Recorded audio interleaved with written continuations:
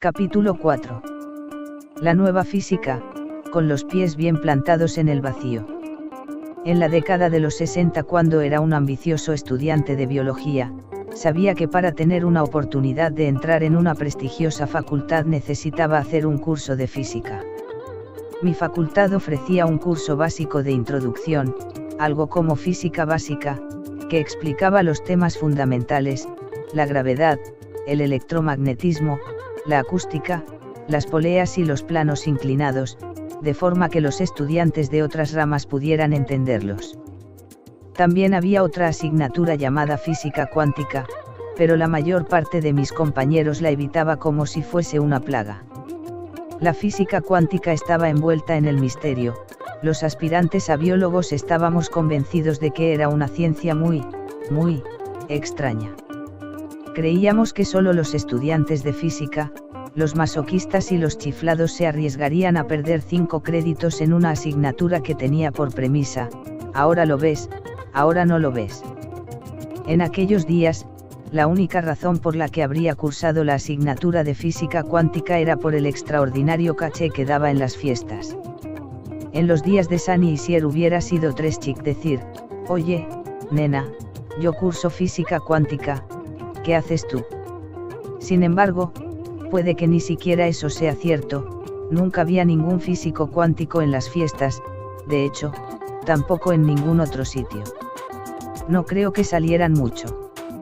Así pues, revisé mi expediente académico, sopesé las opciones, me decidí por lo fácil y cogí la física básica. Quería ser biólogo. No me interesaba que las aspiraciones de mi carrera dependieran de un físico con una regla en la mano que cantara las alabanzas de los efímeros bosones y los quarks. Tanto yo como la mayoría de los estudiantes de biología le prestábamos poca atención a la física cuántica mientras continuábamos nuestros estudios en las ciencias de la vida. Como era de esperar, dada nuestra actitud, los biólogos no sabemos mucho sobre física, con todas esas ecuaciones y cálculos. Sabía algo sobre la gravedad: las cosas pesadas tienden a acabar en el fondo y las ligeras en la parte superior. Sabía que algunos pigmentos vegetales, como la clorofila, y otros pigmentos visuales animales, como la rodopsina de la retina, absorbían algunos de los colores de la luz y eran ciegos a otros. Sabía incluso un poco acerca de la temperatura: las altas temperaturas inactivan las moléculas biológicas causando que se derritan, y las bajas temperaturas congelan y conservan las moléculas. Estoy exagerando, por supuesto, para recalcar la idea de que los biólogos, por lo general, no saben mucha física. Mi falta de conocimientos sobre física cuántica explica por qué, incluso después de rechazar la biología centrada en el núcleo y pasarme a la membrana, todavía seguía sin comprender del todo las implicaciones de ese cambio. Sabía que las proteínas integrales de membrana se acoplan a las señales externas del entorno para activar la célula. Pero puesto que no sabía nada del universo cuántico, no apreciaba por entero la naturaleza de las señales ambientales que desencadenaban el proceso. No fue hasta 1982, una década después de que terminara la licenciatura, cuando por fin comprendí la cantidad de cosas que me había perdido por no cursar la asignatura de física cuántica en la facultad. Creo que si me hubiera introducido en el universo cuántico en la facultad me habría convertido en un biólogo renegado mucho antes. Sin embargo, aquel día de 1982 estaba sentado en el suelo de un almacén de Berkeley, California, a 2.500 kilómetros de mi casa, lamentando el hecho de haber comprometido mi carrera científica en un intento fallido de producir un espectáculo de rock y rollo. El grupo y yo estábamos colgados, nos habíamos quedado sin dinero después de 6 meses. Estaba sin Blanca y siempre que le entregaba mi tarjeta de crédito a algún comerciante, aparecía en la pantalla una calavera con las tibias cruzadas. Vivíamos de café y bollos mientras atravesábamos las fases del sufrimiento de Elizabeth Kubler-Ross ante la muerte de nuestro espectáculo: negación, ira, negociación o regateo, depresión y, finalmente, aceptación. Kubler-Ross, 1997. Sin embargo, en aquel momento de aceptación, el estridente y electrónico timbre de un teléfono rompió el oscuro silencio de aquella tumba de cemento con forma de almacén. A pesar del incesante e insoportable sonido del teléfono, el grupo y yo ignoramos la llamada. No era para nosotros, nadie sabía que estábamos allí. A la postre, el gerente del almacén cogió la llamada y restauró el bendito silencio. En mitad de aquel sosegado ambiente, oí que el gerente respondía: sí, está aquí. En ese momento aparté la mirada de mi negra existencia y vi que me ofrecían el auricular del teléfono. Era una llamada de la facultad caribeña que me había contratado 2 años antes. El decano de la facultad se había pasado 2 días siguiendo mi errático rastro desde Wisconsin a California para preguntarme si estaba interesado en dar, de nuevo, clases de anatomía. Que si estaba interesado. Es el Papa católico. Cuando quiere que vaya, fue mi respuesta. Él respondió: ayer. Le dije que estaría encantado de aceptar el trabajo, pero que necesitaba un adelanto del sueldo. La facultad me envió el dinero ese mismo día y dividí los ingresos con el grupo. Después volé de vuelta a Madison a fin de prepararme para una larga estancia en el trópico. Me despedí de mis hijas y metí a toda prisa en la maleta la ropa y algunos objetos personales. Menos de 24 horas después, me encontraba una vez más en el aeropuerto de O'Hare, esperando el vuelo de la Pan America World Airways hacia el Jardín del Edén. Sin duda, a estas alturas te estarás preguntando qué tiene que ver mi fallida carrera de músico con la física cuántica.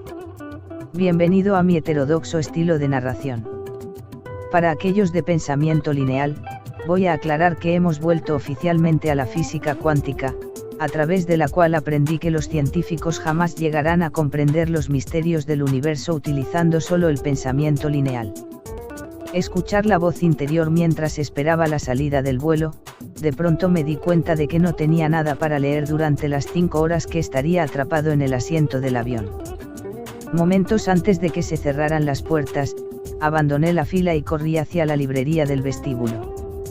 La tarea de elegir un libro entre los centenares de posibilidades, mientras existía la posibilidad de perder el avión y quedarme en tierra, casi me dejó paralizado. En medio de semejante estado de confusión, de repente me fijé en un libro titulado El Código del Universo, un lenguaje de la naturaleza, del físico Heinz R. Pagels. Revisé de inmediato la contraportada y descubrí que se trataba de un texto sobre física cuántica escrito para el público general. Fiel a la fobia que le tenía a la física cuántica desde la universidad, dejé el libro al instante y comencé a buscar algo más ligerito. Cuando mi cronómetro interior entró en la zona roja y me recordó que no tenía tiempo, cogí un supuesto superventas y corrí hacia la caja. Mientras la cajera se preparaba para cobrar el libro, levanté la vista y vi otro ejemplar del libro de Pagels en el mostrador, detrás de la caja. Mientras me cobraban, cuando ya casi no me quedaba tiempo, dejé por fin a un lado mi aversión por la física cuántica y le pedí a la cajera que añadiera un ejemplar de El Código del Universo. Una vez que subí al avión, descargué la tensión que yo mismo había provocado en la librería, hice un crucigrama y me dispuse a leer por fin el libro de Pagels. Me di cuenta de que me estaba bebiendo las páginas, aun cuando tenía que volver atrás para leer distintos apartados una y otra vez. Leí durante el vuelo, las 3 horas de retraso que tuve que esperar en Miami y otras 5 horas más durante el vuelo hacia mi isla paradisíaca. Pagels me había dejado alucinado. Antes de subir al avión que me llevaría a Chicago, no tenía ni idea de que la física cuántica fuera importante en modo alguno para la biología, la ciencia de los organismos vivos. Cuando llegué al paraíso, me encontraba en un estado de shock intelectual. Comprendí que la física cuántica es muy importante para la biología, y que los biólogos cometen un colosal error científico al ignorar sus leyes. La física, después de todo, es la base de todas las ciencias, aunque los biólogos nos basamos en la anticuada aunque más ordenada versión newtoniana del funcionamiento del mundo.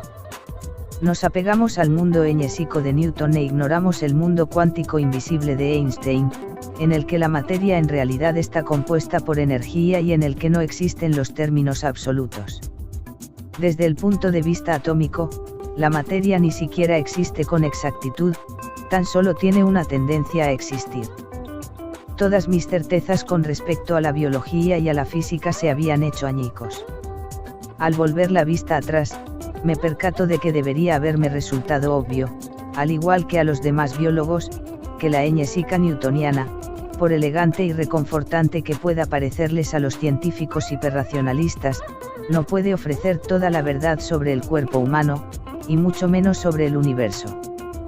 La ciencia médica no deja de avanzar, pero los organismos vivos se niegan testarudamente a dejarse cuantificar. Se realiza un descubrimiento tras otro acerca de los mecanismos de las señales químicas, entre las que se incluyen las hormonas, las citocinas, que controlan el sistema inmunológico, los factores de crecimiento y los supresores tumorales, que no pueden explicar los fenómenos paranormales. Las curaciones espontáneas, los fenómenos psíquicos, las asombrosas demostraciones de fuerza y resistencia, la habilidad para caminar sobre las brasas de un fuego sin quemarse, la capacidad de la acupuntura para disminuir el dolor mediante la canalización del chi a lo largo del cuerpo y otros muchos fenómenos paranormales desafían la biología newtoniana. Por supuesto, yo no tuve en cuenta ninguno de ellos cuando trabajaba en las facultades de medicina.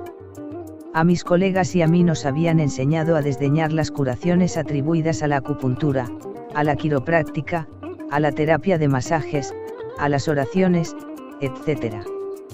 De hecho, íbamos más allá todavía. Considerábamos esas prácticas charlatanería barata, ya que estábamos apegados a nuestra fe en la anticuada física de Newton. Las modalidades de sanación que acabo de mencionar se basan en la creencia de que los campos de energía influyen en la regulación de nuestra fisiología y nuestra salud.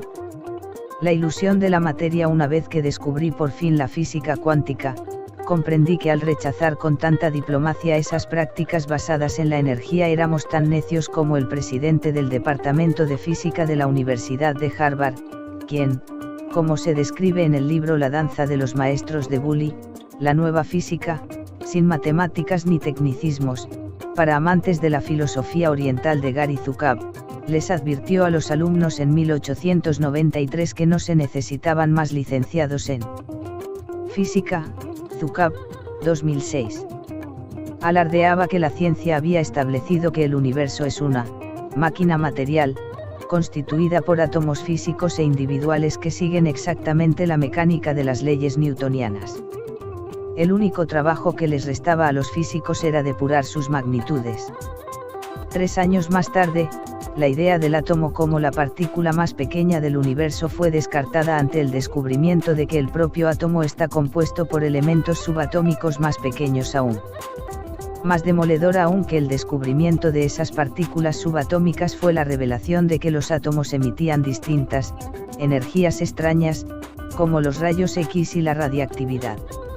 A comienzos del siglo XX, apareció una nueva remesa de científicos cuyo objetivo era averiguar la relación existente entre la energía y la estructura de la materia. Menos de 10 años después, los físicos desecharon su fe en el universo material newtoniano, porque llegaron a darse cuenta de que el universo no está formado por materia suspendida en el espacio, sino por energía. Los físicos cuánticos descubrieron que los átomos físicos están compuestos por vórtices de energía que giran y vibran de forma constante. Cada átomo es como una peonza inestable que irradia energía. Puesto que cada átomo posee una energía característica, inestable, las agrupaciones de átomos, moléculas, irradian en conjunto unos patrones de energía específicos. Cada estructura material en el universo, lo que nos incluye a ti y a mí, irradia un sello de energía único y característico. En teoría, si fuera posible observar la composición de un átomo al microscopio, ¿qué veríamos? Imagínate un remolino de polvo que se mueve a través del desierto. Ahora elimina la arena y la suciedad del remolino. Lo que te queda es un vórtice invisible similar a un tornado. Pues bien, el átomo está formado por un cierto número de vórtices infinitesimal similares a esos torbellinos de arena que denominamos quarks y fotones. Desde lejos, el átomo parecería una esfera borrosa.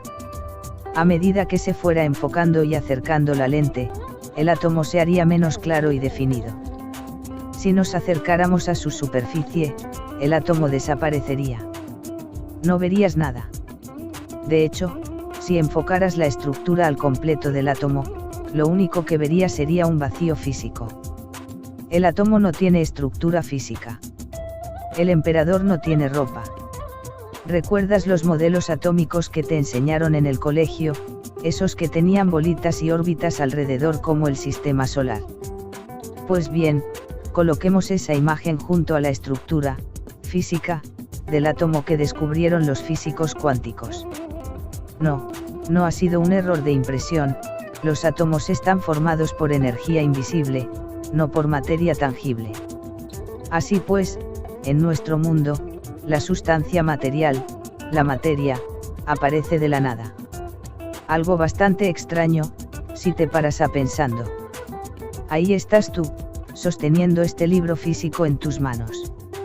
Y sin embargo, si aumentaras el tamaño del material del libro con un microscopio atómico, verías que no estás sujetando nada.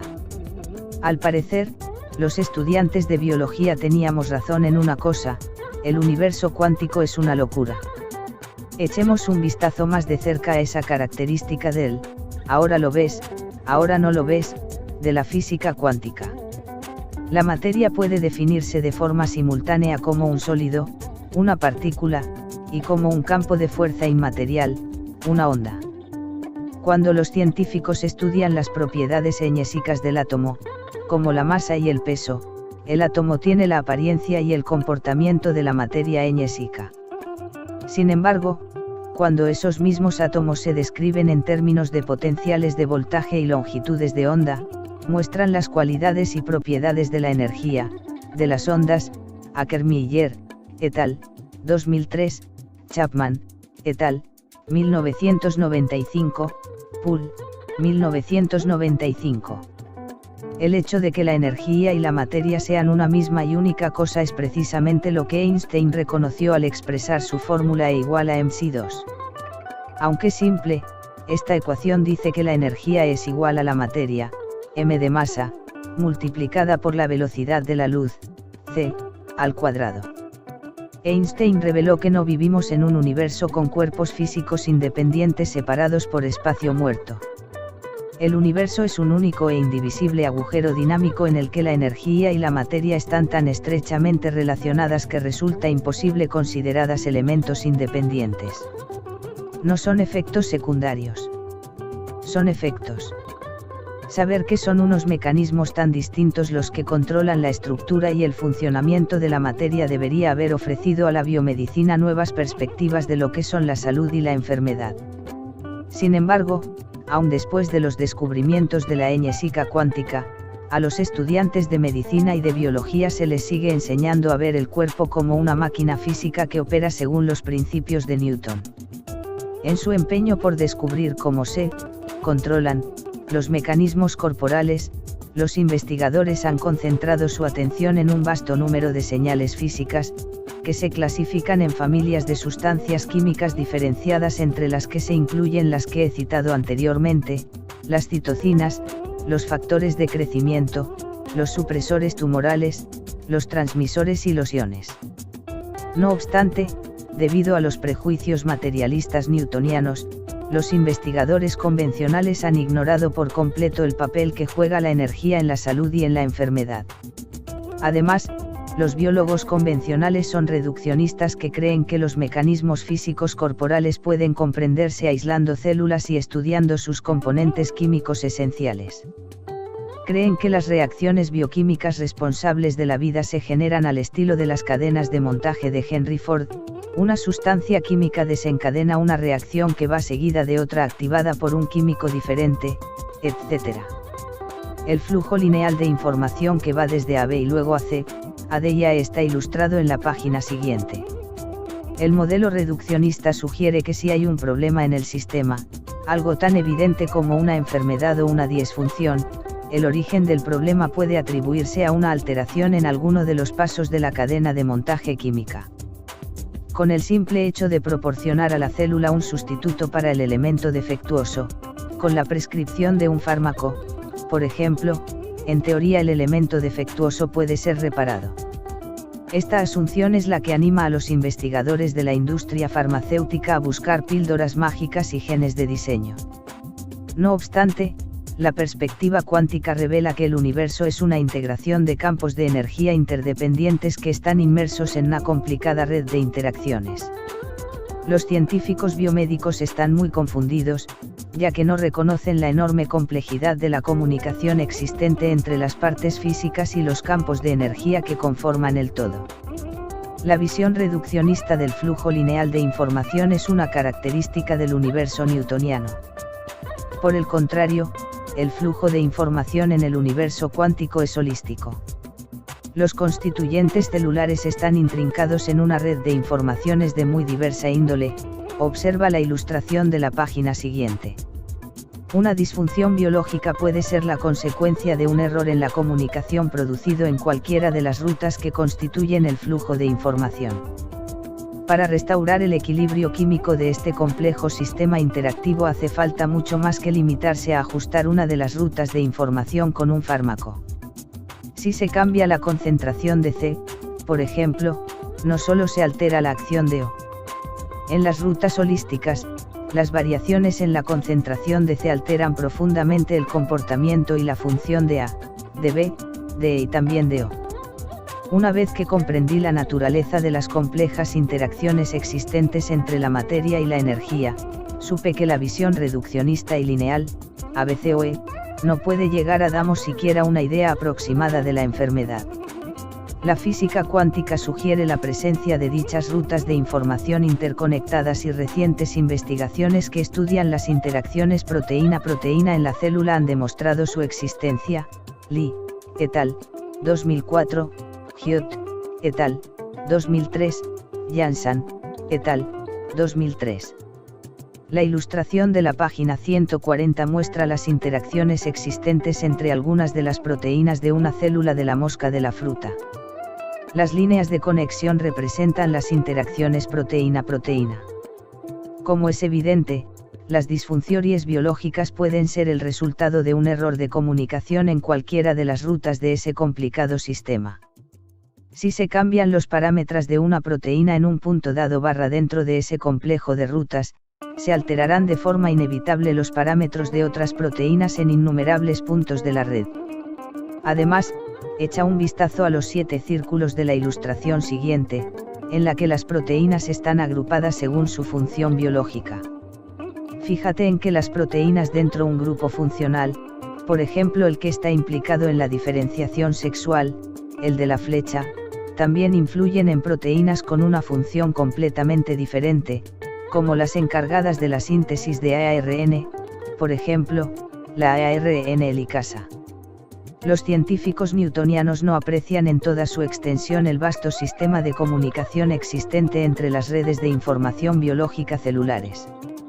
Mapa de las interacciones de un pequeño grupo de proteínas celulares, círculos sombreados y numerados, encontradas en una célula de Drosophila, mosca de la fruta. La mayoría de las proteínas están asociadas con la síntesis y el metabolismo de las moléculas de ARN. Las proteínas encerradas dentro de los óvalos están agrupadas según sus rutas específicas funcionales. Las líneas de conexión representan las interacciones proteína-proteína. Las interconexiones entre las diferentes rutas ponen de manifiesto cómo el hecho de alterar los parámetros de una proteína puede provocar considerables efectos secundarios sobre otra ruta relacionada. Y pueden provocarse más efectos secundarios en cadena cuando una proteína común se utiliza para funciones muy distintas. Por ejemplo, la proteína RBP1 Retinol Binding Protein, la proteína fijadora de retinol, se utiliza en el metabolismo del ARN, pero también en rutas asociadas con la diferenciación sexual. Reimpreso con la autorización de Science 302, 1727736. Copyright 2003 AAAS. El mapa de esta red de rutas de información pone de manifiesto los peligros de la prescripción de fármacos. Ahora podemos ver por qué los fármacos vienen acompañados de folletos informativos que enumeran sus numerosos efectos secundarios, que van desde los simplemente molestos hasta los mortales. Cuando se introduce un fármaco en el organismo para tratar una disfunción proteica, es inevitable que ese fármaco interactúe con otra proteína al menos, y posiblemente con muchas otras. La complejidad de los efectos secundarios reside también en el hecho de que los sistemas biológicos son redundantes. Es posible que las mismas señales o moléculas proteicas se utilicen en distintos órganos y tejidos, donde desencadenan funciones totalmente diferentes. Por ejemplo, cuando se receta un fármaco para corregir una disfunción en una de las rutas cardíacas, ese fármaco penetra en el torrente sanguíneo y se extiende por todo el cuerpo. Este medicamento, cardíaco, puede alterar sin querer la función del sistema nervioso si el cerebro también utiliza los componentes de la ruta de información cardíaca. Aunque esta redundancia complica los efectos de la prescripción de fármacos, es otra de las admirables consecuencias de la evolución. Los organismos multicelulares sobreviven con muchos menos genes de los que calculaban los científicos en un principio porque se utilizan los mismos productos genéticos, proteínas, para una gran variedad de funciones. Es algo similar a utilizar las 27 letras de nuestro alfabeto para componer todas y cada una de las palabras de nuestra lengua.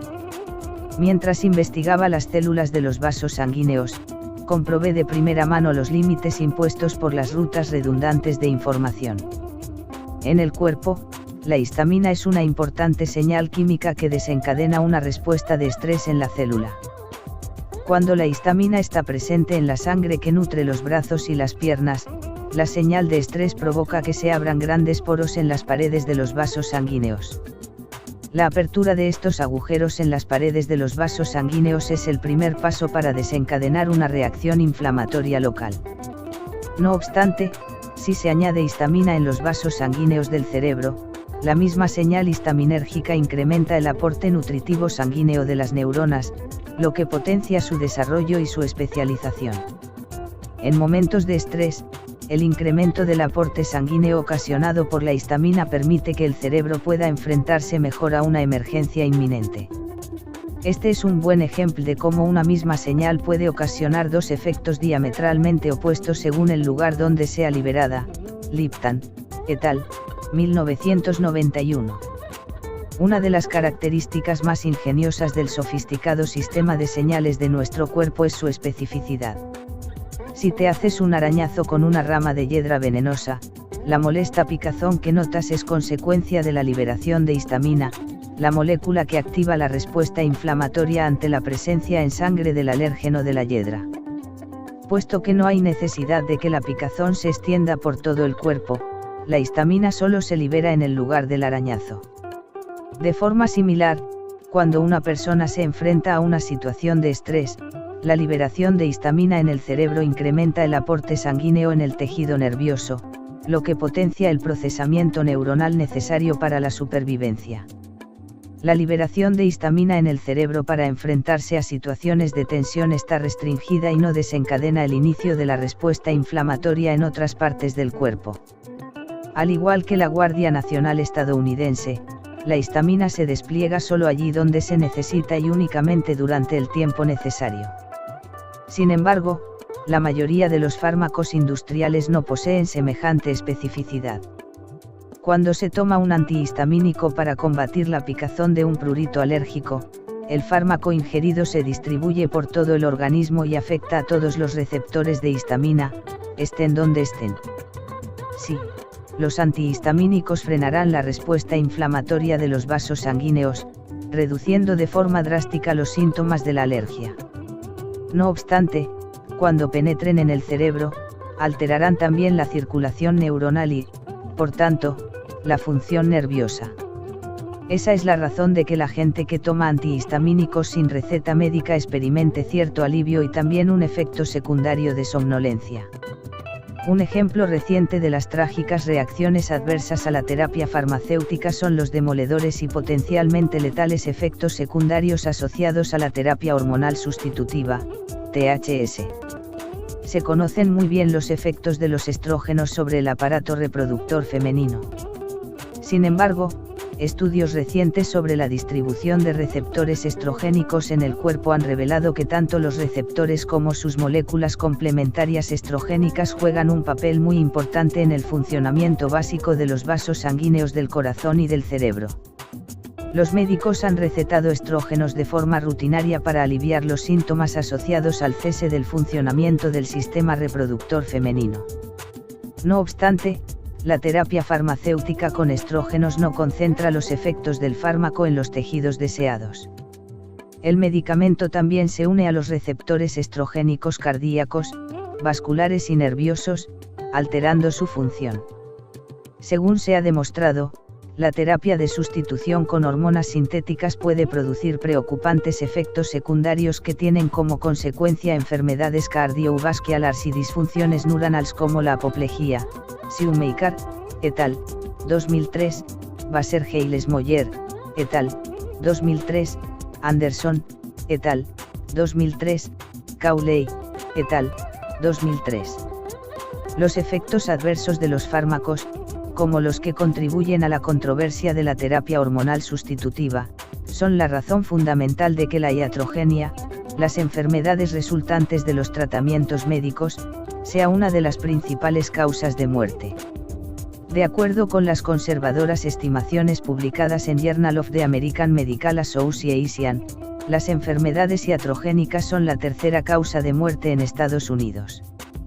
Más de 120.000 personas mueren cada año a causa de los efectos adversos de los medicamentos.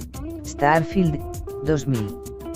No obstante, un estudio más reciente basado en los resultados de un seguimiento de 10 años de las estadísticas gubernamentales revela que las cifras son aún más descorazonadoras. Nall, et al., 2003. Este estudio concluye que las enfermedades iatrogénicas son la primera causa de muerte en Estados Unidos y que las reacciones adversas a los fármacos recetados son responsables de más de 300.000 muertes cada año. Estos datos estadísticos resultan abrumadores, en especial para una profesión cuyo objetivo es curar y que ha desdeñado con arrogancia los 3.000 años de eficacia de la medicina oriental por considerada poco científica, a pesar de que está basada en un conocimiento más profundo del universo. Hace miles de años, mucho antes de que los científicos occidentales descubrieran las leyes del universo cuántico, los asiáticos ya honraban a la energía como el factor principal de la salud y el bienestar. En la medicina oriental, el cuerpo se define mediante un complicado despliegue de líneas de energía llamadas meridianos. En los diagramas fisiológicos chinos, esta red de energía se asemeja a la de un circuito electrónico impreso. Con la ayuda de instrumentos tales como las agujas de acupuntura, los terapeutas chinos evalúan los circuitos de energía de sus pacientes de la misma forma que un electricista testa los circuitos en busca de patologías eléctricas o cortocircuitos. Terapeutas, los chivos expiatorios farmacéuticos. Por mucho que admire la antigua sabiduría de la medicina oriental, no quiero desdeñar a los médicos occidentales que prescriben cantidades masivas de fármacos que contribuyen a incrementar la letalidad de la profesión sanitaria. Los médicos están atrapados entre una pared intelectual y una espada corporativa, no son más que meros peones dentro del gigantesco complejo de la industria médica. Su capacidad de curar se ve obstaculizada por una educación médica arcaica basada en el universo materialista newtoniano. Por desgracia, esa filosofía se pasó de moda hace 25 años, cuando los físicos admitieron de manera oficial las bases de la mecánica cuántica y reconocieron que el universo está formado en realidad por energía. Durante el posgraduado, esos médicos siguen recibiendo una información constante sobre productos farmacéuticos de manos de los representantes, los chicos de los recados de la industria corporativa farmacéutica. Las compañías farmacéuticas les ofrecen esta educación, para persuadir a los doctores de que aconsejen el uso de sus productos. Es evidente que la enorme cantidad de fármaco ese que se receta en Estados Unidos viola el juramento hipocrático que hacen todos los médicos. Lo primero es no hacer daño. Las corporaciones farmacéuticas de este país nos han convertido en una nación de adictos a las recetas, con resultados trágicos. Es preciso que demos un paso atrás y que incorporemos los descubrimientos de la física cuántica a la medicina con el fin de crear un nuevo sistema médico más seguro y en consonancia con las leyes de la naturaleza. Física y medicina, tarde, mal y nunca las ciencias físicas ya han abrazado la física cuántica con resultados impresionantes. El despertar de la humanidad al universo cuántico tuvo lugar el 6 de agosto de 1945. La bomba atómica que se lanzó sobre Hiroshima ese día demostró el asombroso poder de la aplicación de la teoría cuántica y nos introdujo dramáticamente en la era atómica. Un apunte más edificante es que la mecánica cuántica fue directamente responsable del desarrollo de los televisores, de los ordenadores, de los escáneres TAC, tomografía axial computerizada, del láser, de los cohetes espaciales y de los teléfonos móviles. No obstante, qué grandes y maravillosos avances en las ciencias sanitarias podemos atribuir a la revolución cuántica. Vamos a enumerados por orden de importancia, ninguno. Es la lista más corta de la historia. Aunque enfatizo la necesidad de aplicar los principios de la mecánica cuántica a las ciencias, que los médicos deban echar por tierra las valiosas lecciones que aprendieron utilizando los principios de Isaac Newton. Las nuevas leyes de la mecánica cuántica no niegan los resultados de la física clásica. Los planetas siguen moviéndose en las órbitas predichas por las matemáticas newtonianas. La diferencia entre ambos tipos de física es que la mecánica cuántica se aplica más especialmente a los ámbitos atómico y molecular, mientras que las leyes newtonianas se aplican sobre todo a niveles superiores de organización, como sistemas orgánicos, personas o grupos de personas. Una enfermedad como el cáncer puede manifestarse a nivel superior cuando se ve o se siente el tumor. No obstante, el proceso que provocó el cáncer se inició a nivel molecular, dentro de las células progenitoras afectadas. De hecho, la mayor parte de las disfunciones biológicas, salvo las heridas causadas por traumatismos físicos, comienzan a nivel iónico y molecular en el interior de las células. De ahí la necesidad de que la biología integre tanto la mecánica cuántica como la rieptoniana. Por suerte, algunos biólogos visionarios han abogado por dicha integración.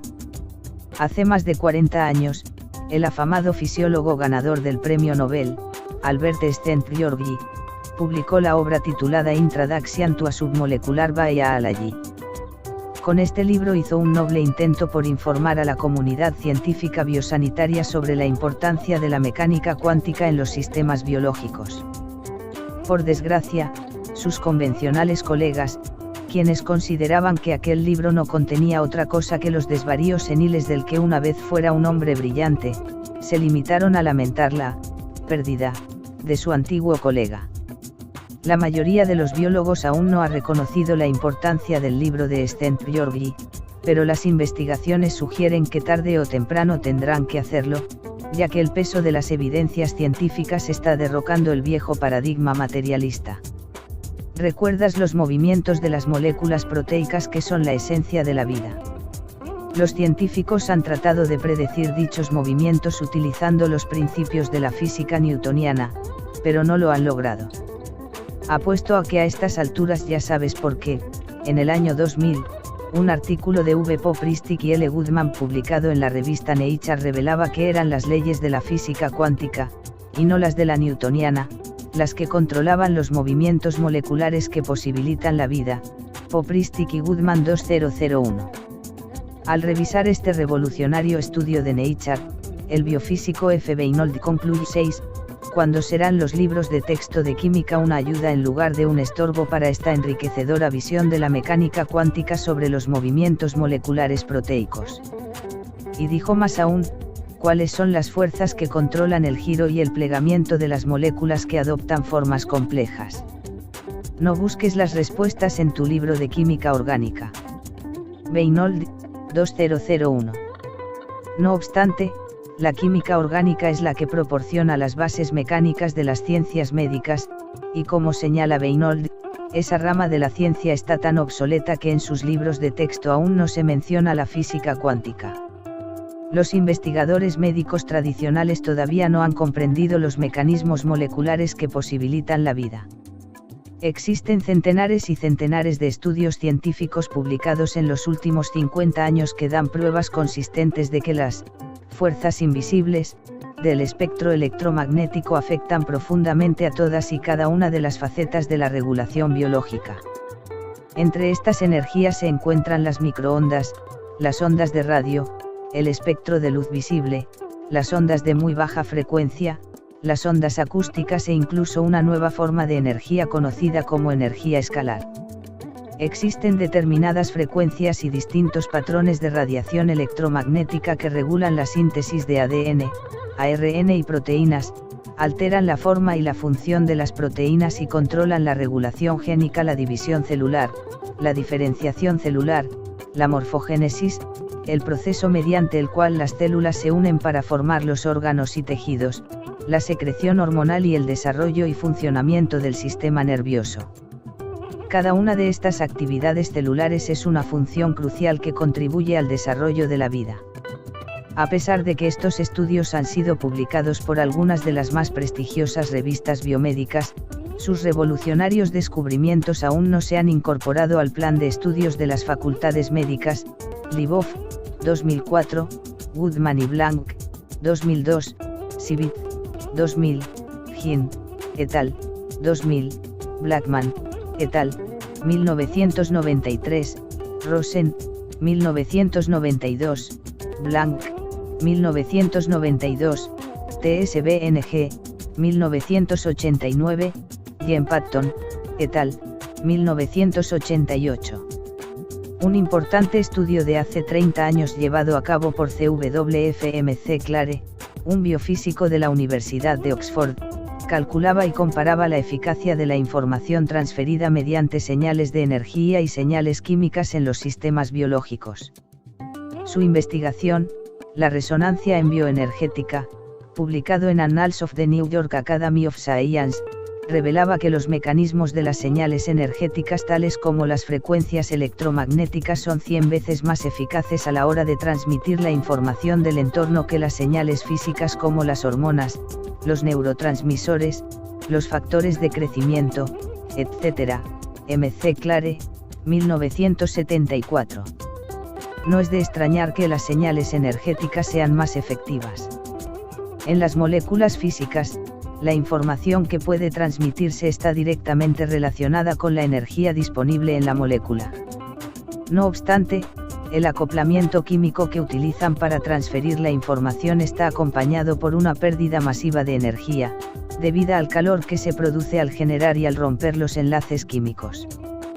Puesto que la mayor parte de la energía molecular se pierde en el acoplamiento químico, la pequeña cantidad de energía restante limita la cantidad de información que puede transmitirse como señal.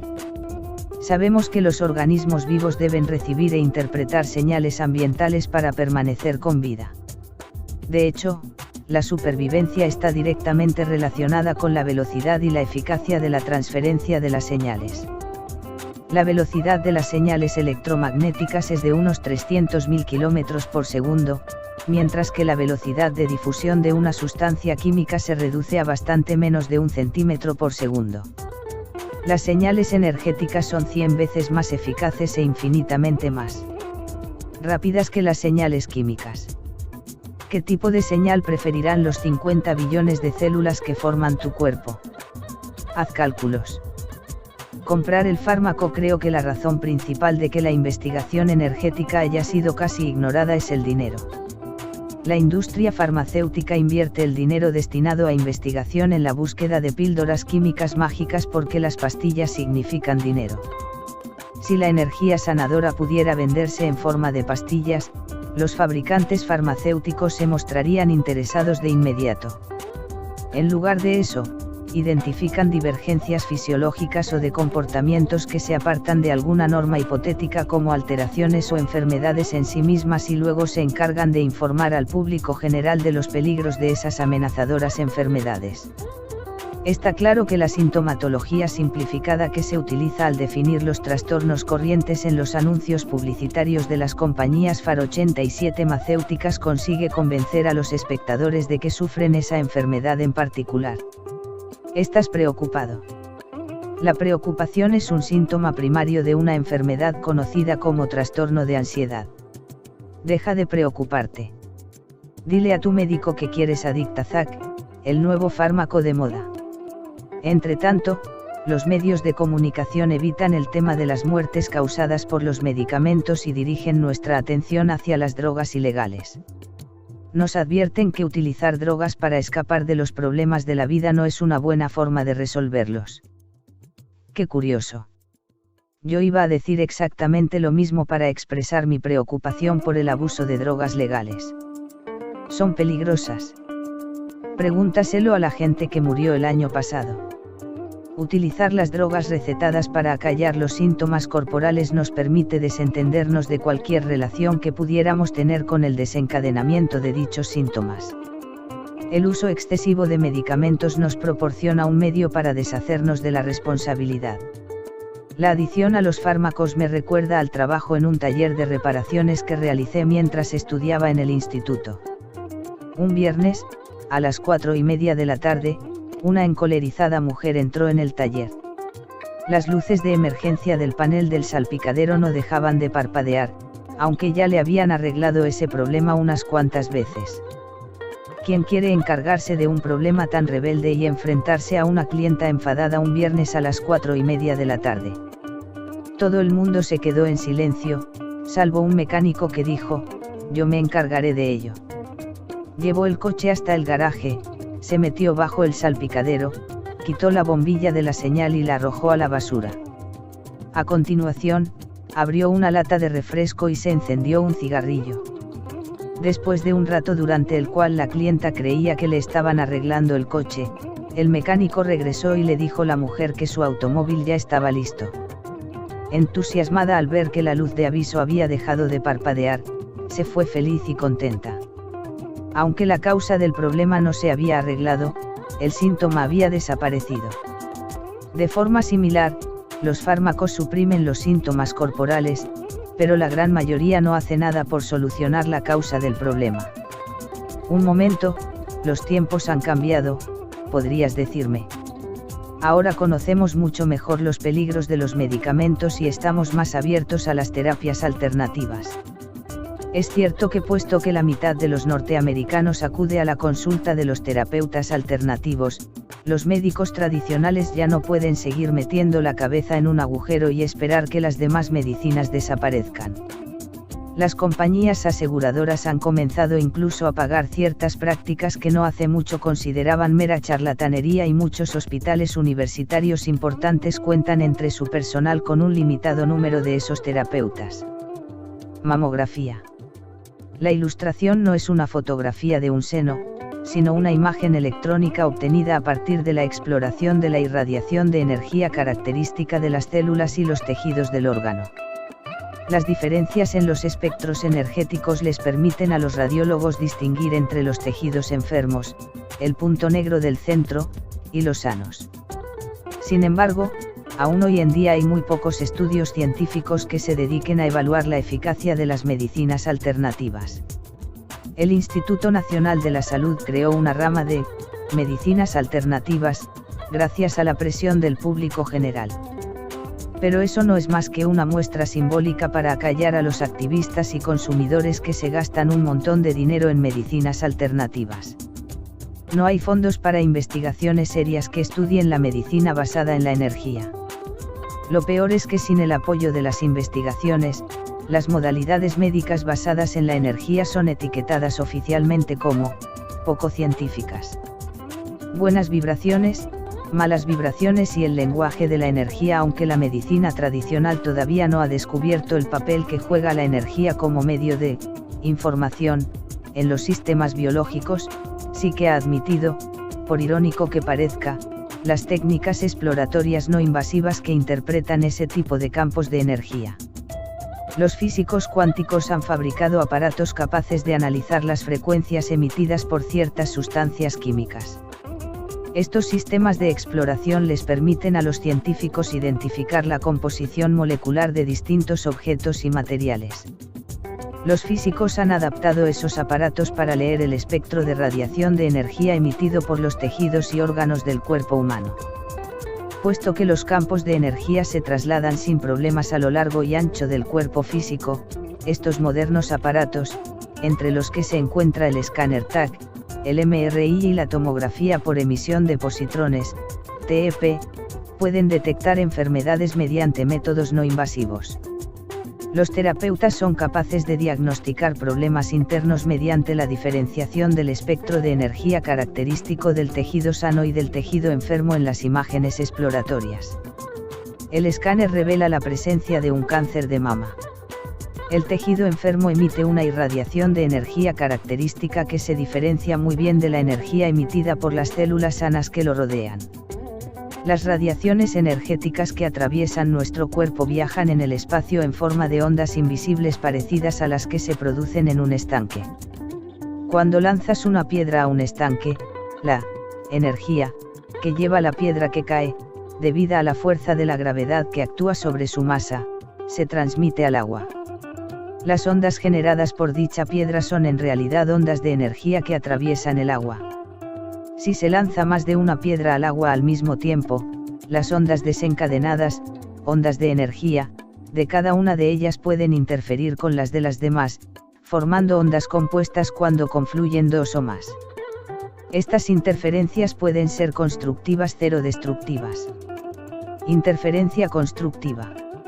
En la figura 1, dos trenes de ondas se mueven a lo largo de la superficie del agua en sentido opuesto.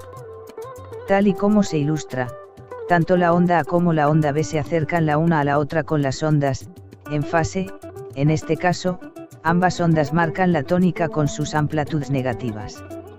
Sus patrones cíclicos están alineados. Los trenes se unen en la interfase donde se juntan ambas ondas.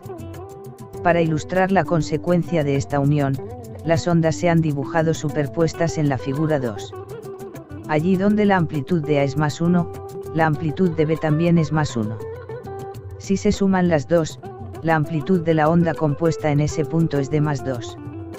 De igual forma, allí donde A tiene un valor de menos 1, B tiene el mismo valor, y si se suma la amplitud del total será de menos 2. La onda compuesta resultante tiene una amplitud mayor, y está representada en la figura 3. Si se arrojan dos piedras del mismo tamaño y el mismo peso exactamente al mismo tiempo, los trenes de onda se sumarán. Las ondulaciones producidas por cada piedra convergerán la una con la otra. Allí donde las curvas se superpongan, la fuerza combinada de las ondas que interactúan se doblará, un fenómeno denominado interferencia constructiva o resonancia armónica. Cuando las piedras no se arrojan a la vez, las ondas de energía no están sincronizadas. Cuando una onda sube, la otra baja. Este desfase entre las ondas de energía hace que se anulen la una a la otra en el punto de convergencia. En lugar de multiplicar por 2 la energía allí donde las ondas se unen, el agua se queda en calma. No hay ondas. Este fenómeno se denomina interferencia destructiva. En la figura 1, el tren de ondas ocasionado por la primera piedra, denominado onda A, se mueve de izquierda a derecha. La onda B, que se mueve de derecha a izquierda, representa las alteraciones producidas por una segunda piedra arrojada poco después que la primera. Puesto que las piedras no golpean el agua al mismo tiempo, las ondas no estarán, en fase, cuando se unan en la interfase, sino que estarán, desfasadas. En la ilustración, la onda avanza con una amplitud negativa mientras que la onda B lo hace con amplitud positiva. Cuando se encuentran en la figura 2, las ondas son una imagen especular la una de la otra, la máxima amplitud, más 1, de una onda se alinea con la amplitud mínima, menos 1, de la otra y viceversa. Tal y como se muestra en la figura 3, el valor de la amplitud de cada onda anula el de la otra, de manera que la onda compuesta tiene una amplitud de O. Es decir, es plana y no hay onda. El comportamiento de las ondas de energía es muy importante en la medicina, ya que las frecuencias de vibración pueden alterar las propiedades físicas y químicas de un átomo con la misma eficacia que señales físicas como la histamina o los estrógenos. Puesto que los átomos están en continuo movimiento, algo que puede medirse por su vibración, crean patrones de ondas similares a las que se propagan desde la piedra que se arroja al estanque. Cada átomo es único, ya que la distribución de sus cargas positivas y negativas, unida a la velocidad de giro, genera una vibración o patrón de frecuencia específicos. Osman, 2000. Los científicos han ideado una manera de detener por completo el movimiento de un átomo aprovechando sus ondas energéticas. Primero identifican la frecuencia de un átomo específico y después sintonizan un láser con esa misma frecuencia. Aunque el átomo y la frecuencia fotoeléctrica emiten un mismo patrón de ondas, las ondas del láser están diseñadas para estar desfasadas con las del átomo. Cuando la onda de luz interactúa con la del átomo, la interferencia destructiva resultante interrumpe la vibración del átomo y detiene su giro. Chu, 2002, Grambals, 2001. Cuando en lugar de paralizar un átomo se desea potenciar su movimiento, hay que encontrar vibraciones que creen una resonancia armónica. Estas vibraciones pueden ser electromagnéticas o acústicas. Cuando, por ejemplo, una habilidosa vocalista como Ella Fitzgerald mantiene una nota que está en resonancia armónica con los átomos de una copa de cristal, los átomos de la copa absorben la energía de las ondas acústicas. Según los mecanismos de la interferencia constructiva, la energía adicional de las ondas de sonido provoca que los átomos de la copa vibren más deprisa. A la postre, los átomos del cristal absorben tal cantidad de energía que vibran con la rapidez suficiente como para liberarse de los enlaces que los mantienen unidos. Cuando eso ocurre, la copa explota. Los médicos utilizan la mecánica de la interferencia constructiva para el tratamiento de las piedras de riñón, uno de los pocos casos en los que la física cuántica se ha utilizado como herramienta terapéutica en la medicina moderna. Las piedras de los riñones son cristales cuyos átomos vibran a una frecuencia específica. Mediante esta técnica no invasiva, los médicos concentran una frecuencia armónica en la piedra del riñón. La interferencia constructiva tiene éxito cuando las ondas de energía concentrada interactúan con los átomos de las piedras. Al igual que los átomos de las copas de cristal del ejemplo, los átomos de las piedras del riñón vibran tan deprisa que la piedra estalla y se disuelve. Los diminutos fragmentos residuales pueden eliminarse del organismo con facilidad, sin el insoportable dolor que provocan las piedras sin fragmentar. La ciencia física sugiere que esa misma mecánica de resonancia armónica que hace posible que ondas acústicas destruyan el cristal o una piedra en el riñón, puede utilizarse también para actuar sobre las funciones químicas de nuestro cuerpo. Sin embargo, los biólogos no han explorado aún esos mecanismos con el entusiasmo con el que buscan nuevos fármacos. Toda una desgracia, ya que hay suficientes pruebas científicas para sospechar que podríamos utilizar las ondas como agentes terapéuticos, de la misma forma que modificamos estructuras químicas con fármacos. Hubo un tiempo en la historia de la medicina en el que la electroterapia se utilizaba mucho. A finales del siglo XIX, la creación de baterías y otros aparatos que producían campos electromagnéticos llevó a la rápida fabricación de máquinas cuyo fin era curar enfermedades. La gente buscaba sin cesar a los practicantes de esta novedosa forma de curación llamada radiestesia. Se corrió el rumor de que estos aparatos eran muy eficaces. De hecho, se volvieron tan populares que las revistas publicaban anuncios que decían algo así como: conviértete en radiestesista por solo $9,99, instrucciones incluidas. En 1894, alrededor de 10.000 terapeutas estadounidenses, junto con un número incalculable de consumidores domésticos, utilizaban la electroterapia de forma regular. En 1895, D. Palmer creó la ciencia de la quiropráctica.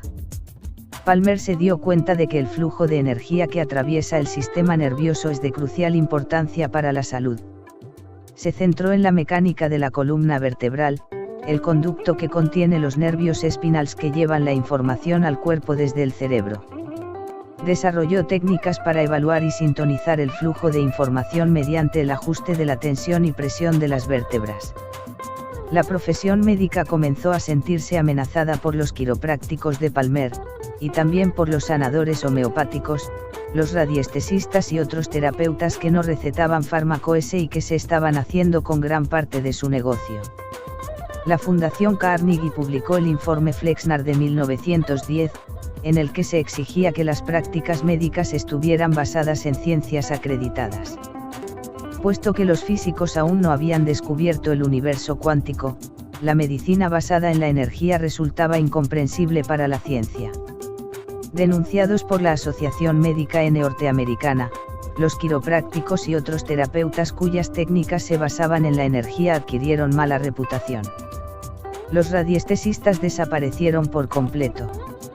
En los últimos 40 años, los quiroprácticos han realizado grandes avances en las artes de la curación.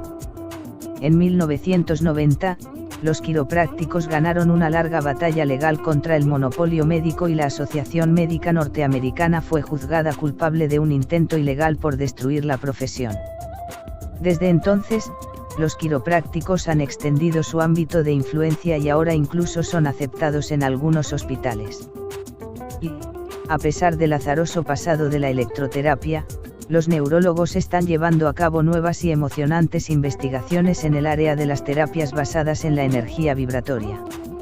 Hace mucho tiempo que se admitió que el cerebro era un órgano eléctrico, razón por la cual la terapia de electroshock se utilizó antiguamente para tratar la depresión. Sin embargo, los científicos trabajan ahora en métodos menos invasivos para tratar el cerebro. Un reciente artículo publicado en Science anunciaba los efectos beneficiosos de la estimulación magnética transcraneal, EMT, que estimula el cerebro con campos magnéticos, Helmath, 2001, Ayet, 2000. La EMT es una versión actualizada de las técnicas de curación radiestésicas que se practicaban en el siglo XIX y que fueron denunciadas en su día por la medicina tradicional. Los nuevos estudios sugieren que la EMT puede llegar a ser una importante herramienta terapéutica. Si se usa de la forma adecuada, puede atenuar la depresión y los estados alterados de conciencia. Está claro que necesitamos una investigación multidisciplinar en esta área prometedora y sobresaliente, una investigación que integre la física cuántica, la ingeniería eléctrica, la química y también la biología. Semejante investigación sería muy bien acogida, ya que es muy probable que dé como resultado terapias con menos efectos secundarios que los fármacos. Sin embargo, la investigación solo confirmará lo que tanto los científicos como los no científicos ya saben, sin ser conscientes de ello. Todos los organismos, incluyendo a los humanos, se comunican e interpretan su entorno mediante la evaluación de campos de energía. Puesto que los humanos somos tan dependientes del lenguaje hablado y escrito, hemos descuidado nuestro sistema sensorial de comunicación basado en la energía. Al igual que con cualquier otra función biológica, la falta de uso conduce a la atrofia. Resulta muy curioso que los aborígenes sigan utilizando esa capacidad extrasensorial en su vida diaria. En ellos no existe esa atrofia sensorial. Por ejemplo, los aborígenes australianos pueden percibir dónde está el agua enterrada bajo la arena y los chamanes amazónicos pueden comunicarse con las energías de sus plantas medicinales. Estoy seguro de que en ocasiones sentirás un vestigio de ese antiguo mecanismo de percepción sensorial. ¿No has notado alguna vez que quedabas sin energías mientras caminabas de noche por una calle oscura? ¿Qué era eso que notabas? Interferencias destructivas, al igual que las piedras desfasadas que se lanzan al estanque o, en la jerga popular, malas vibraciones. ¿Recuerdas cuando te encontraste inesperadamente con esa persona tan especial y te sentiste tan lleno de energía que habrías sido capaz de volar hasta las nubes? Estabas experimentando una interferencia constructiva o lo que comúnmente conocemos como buenas vibraciones. Cuando deseché la idea de que somos materia inerte, supe no solo que la ciencia de la carrera que había elegido estaba anticuada, sino que yo también necesitaba crear más interferencias constructivas en mi vida. Necesitaba sintonizarme con la inspiración de la física cuántica. En lugar de concentrarme en crear energías armónicas en mi vida, pasaba por la vida a la buena de Dios, consumiendo energía sin ton ni son. Sería lo mismo que calentar una casa en pleno invierno y dejar las puertas y las ventanas abiertas. Comencé a cerrar esas ventanas y esas puertas y a examinar cuidadosamente en qué gastaba mi energía. Me resultó bastante fácil cerrar algunas de ellas. Por ejemplo, fue fácil desechar actividades que consumen energía, como los claustros de la facultad. Fue más difícil deshacerme de los extenuantes pensamientos derrotistas que por lo general me rondaban la cabeza. Los pensamientos consumen energía, al igual que participar en una carrera, tal y como veremos en el capítulo siguiente. Necesitaba una puesta a punto cuántica. Y, como ya he dejado claro, también la biomedicina.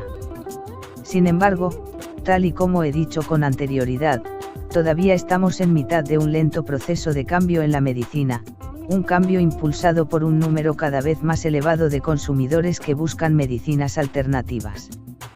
Le ha costado mucho tiempo, pero la revolución biológica cuántica ya está en marcha. La medicina establecida será finalmente expulsada entre gritos y pataleos por la fuerza de la revolución cuántica.